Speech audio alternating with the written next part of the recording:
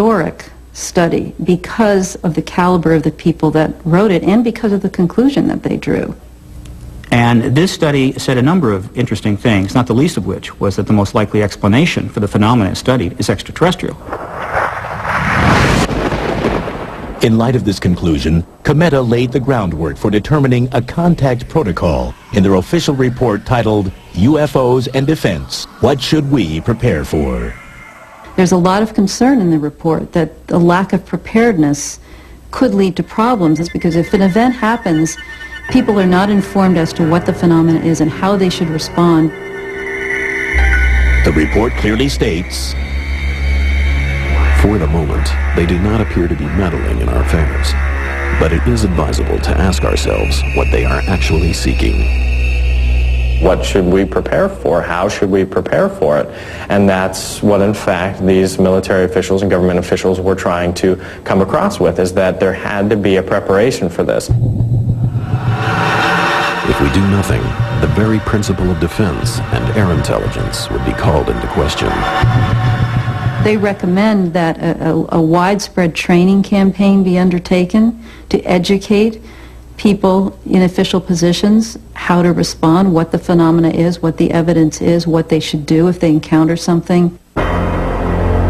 According to the report, those who must be utilized in this regard include meteorologists, space and aeronautical engineers, and air traffic controllers. Only the military controller has adequate equipment to detect a flying object that does not follow general air traffic rules, moving at the supposed speeds of UFOs. The report makes special mention of military pilots as our first means of intervention if, by chance, this were to prove necessary. But it goes on to express concern for the pilot of a commercial aircraft. Although he remains a primary partner in the quest for information, he would be totally powerless in the face of an aggressive stance by a UFO. One must be on guard against any instinctive self-defense reaction that could be easily interpreted as a provocation.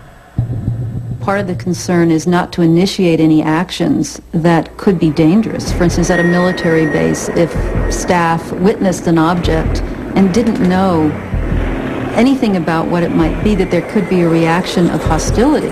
For instance, they wouldn't know, are they supposed to be defensive towards this object? The Cometa report, although that was sent to the President of France, Jacques Chirac, and sent to a number of other high-ranking individuals, it's unclear what kind of impact the Cometa report has had on policy. The problem is that when you're dealing with figuring out UFO policy, you're trying to put together a big puzzle with half of the pieces taken out. And often they weren't taken out accidentally, they were taken out intentionally. So we don't have all of the information we would like. It's unfortunate, but that's the fact.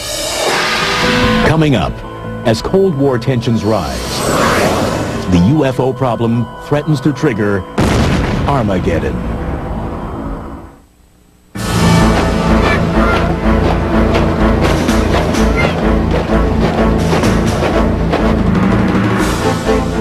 The Cold War.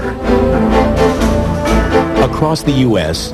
and the Soviet Union, missile detection systems stand vigilant, tracking all incoming objects, ready to unleash an awesome counterstrike should the unthinkable ever happen.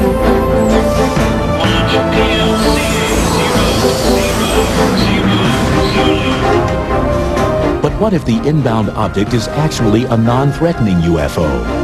Might fear of the unknown inadvertently trigger Armageddon? In 1971, just such a scenario was envisioned and planned for. In September of 1971, there was a nuclear agreement between the United States and the Soviet Union. There was one interesting part of that agreement which dealt with the need to be aware of unidentified objects for either country that would, possibly cause an alert status to go off.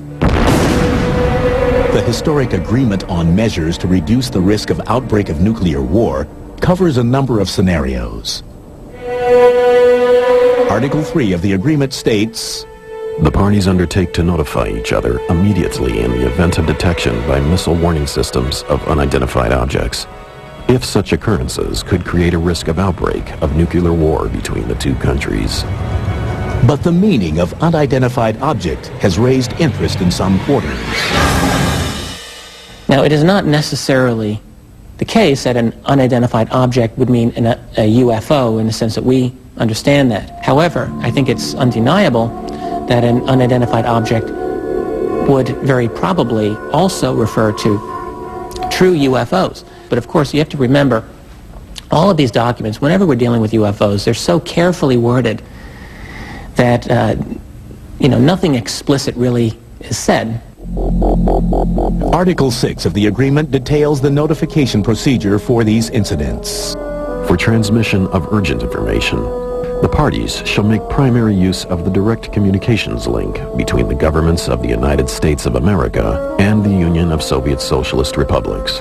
But to use the direct communications link, the information first has to get to the highest levels of the U.S. government.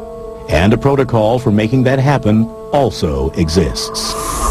Air Force Manual 10-206, most recently updated in June 2001, gives the primary reporting instructions for that branch of the military, which mans the country's missile detection system. Compliance with these reporting instructions is mandatory. Chapter 3 details operational status reports, referred to as OPREP 3. The highest priority in the OPREP 3 structure is given to reports denoted by the flag words Pinnacle Nuke Flash, indicating events which risk the outbreak of nuclear war. According to these instructions, included in these events is detection of unidentified objects by a missile warning system that appears threatening and could create a risk of nuclear war.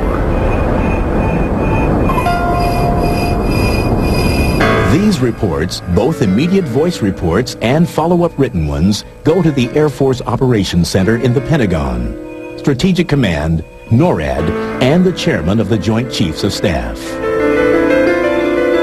Rapid reporting is imperative. Do not delay an initial report for lack of information.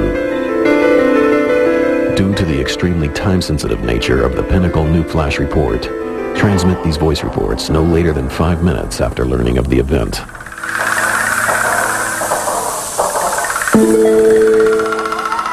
Though this Air Force protocol uses the term unidentified object, as did the U.S.-USSR agreement, many researchers have little doubt of its true intent. I mean, after all, within the U.S., there had, even by 1971, been a long history, very long history of significant, serious, grave airspace violations by UFOs. This had happened many, many times.